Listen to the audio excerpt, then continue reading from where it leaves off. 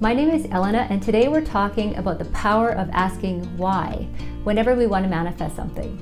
Asking why is much more powerful than asking how, or the other 4 W's: what, when, who, and where. So what is the significance of asking why?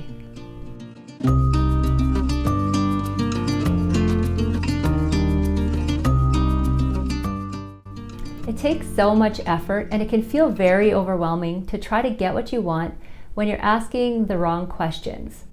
I'll start with a story. A young girl graduates with a university degree in biology. She loved all her classes and felt confident this degree was taking her in the right direction. The only problem was, after she graduated, she didn't have a clue what type of career she wanted to pursue. The pressure of figuring out the next step in her life was extremely stressful for her. She asked herself, how am I going to find a job when I don't even know what my options are? What am I going to do with my life? I need to start making money right away, but I don't even know when I'll actually have an income. Where do I even start? I don't know who to contact. Questions like these keep us stuck and overwhelmed. When we don't have any answers to these types of questions, it makes us feel powerless. It can be scary to feel so lost. And when we feel scared, our brain instantly turns on the stress response in our body. And because logical thinking happens in part of our brain that is actually deactivated in stress mode, it becomes increasingly more difficult to find any sense of direction from all those interrogating questions piling up in our mind. So back to the why.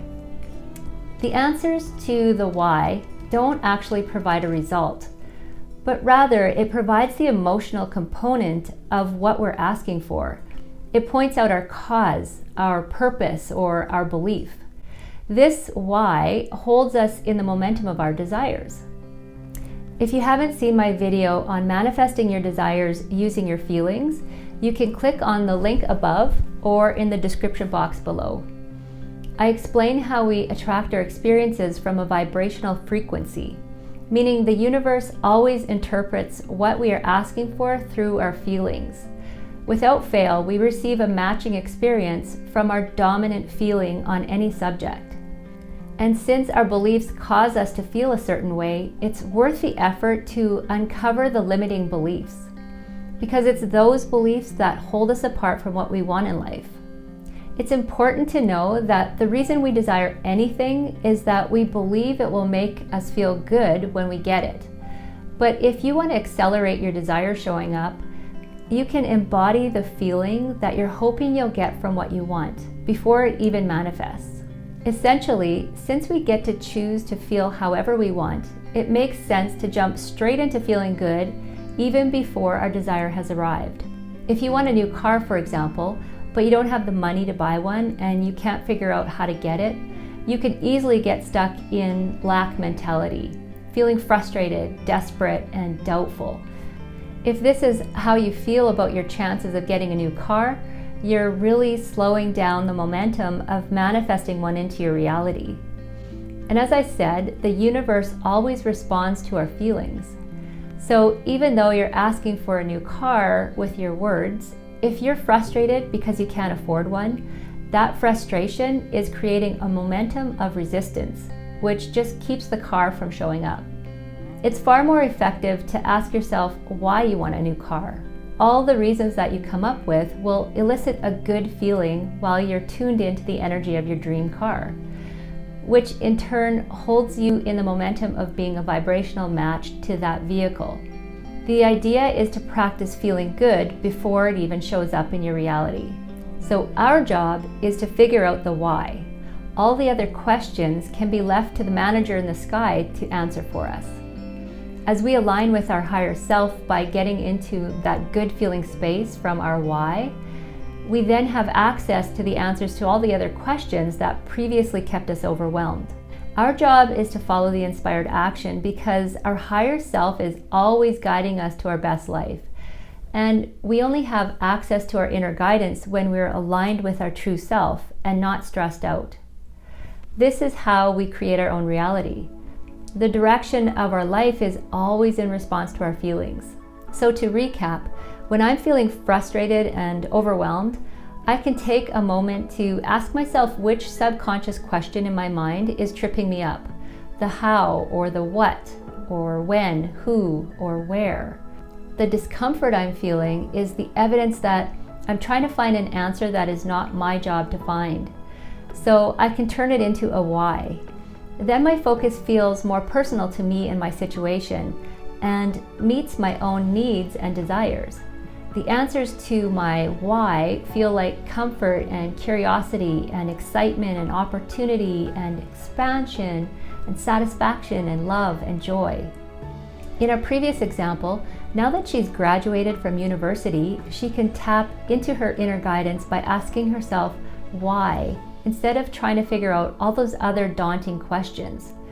There's so much pressure and it all feels so overwhelming when we just cannot come up with the answers. All those unanswered questions make her feel disempowered because it's not her job to answer them.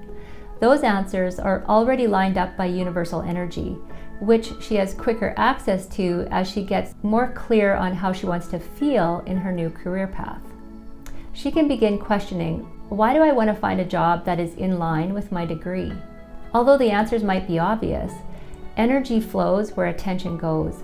So this is an opportunity to direct her focus and her energy to clarify her dream job, instead of wasting time being caught up in feeling stuck and disempowered without any of those answers. Her why can highlight all of the best aspects of how she'd like to kick off her career. Spending time in our imagination is way more powerful than we might know. We can take our foot off the brake by letting go of those daunting questions so that we get propelled into inspired action from the momentum of our clear focus. As she spends more time focusing and imagining what it would feel like to land an amazing job, life will begin to unfold for her to lead her to opportunities that align with her deepest desires. The more specific you get when describing your desires, the better. Act as though you're placing an order off a menu or choosing from a buffet. All the aspects of your desire are laid out in front of you and you get to custom build your order.